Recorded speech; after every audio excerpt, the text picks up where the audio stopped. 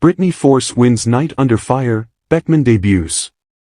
Norwalk, Ohio, after an 11-year absence, two-time Top Fuel World Champion Brittany Force made the most of her Saturday return to the Cornwell Tools Night Under Fire, pushing her blue and black Cornwell dragster to the night's quickest time and fastest speed, 3.840 seconds at 320.20 miles per hour, en route to a momentum-building victory at Summit Motorsport Park. John Force Racing missed a double-up win in funny car when mechanical issues slowed Jack Beckman and the peak antifreeze and coolant Chevrolet Camaro SS to 8.766 seconds at only 85.51 miles per hour in a final round loss to Dale Creasy Jr. Bill Bader's events are always a highlight of the season, and competing in them is such a privilege, Brittany said. We ran the quickest ET in the first round, but, in the final, our car started to spin, the tires. Fortunately, it was good enough for the win, which gives us momentum heading into Brainerd, Minnesota, site of the August 16, 18 Lucas Oil Nationals, the next event in the NHRA's Mission Food Series. Meanwhile, despite the final round disappointment, Beckman was pleased with the overall direction of his first week filling in for John Force, who continues to recover from a TBI suffered in a June 23 crash in Richmond, Virginia. I'm still wrapping my head around the fact that it's actually me sitting in John Force's car, said the 33-time NHRA Tour winner.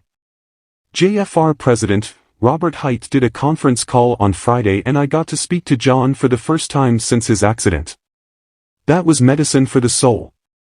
Then, John called me, Saturday, before I got in the car. He said, just go out there and do what you know how to do. There's no pressure, recounted the former NHRA national record holder. And he was right. I actually came out here to get licensed and wound up having a ton of fun in the process. I got to know the members of John's peak team. I've known a few of them, but I got to spend more time with the rest of them, and, I guess, under the circumstances, you could not have asked for a better way to get indoctrinated to the car and the team, he said. After a setup run of 4.007 seconds at 308.28 miles per hour on Friday, Fast Jack was the number one qualifier Saturday with a first-round time of 4.047 at 309.34 miles per hour. Unfortunately, his final round troubles enabled Creasy Jr. to win in a pedestrian 6.395 seconds at 107.10 miles per hour.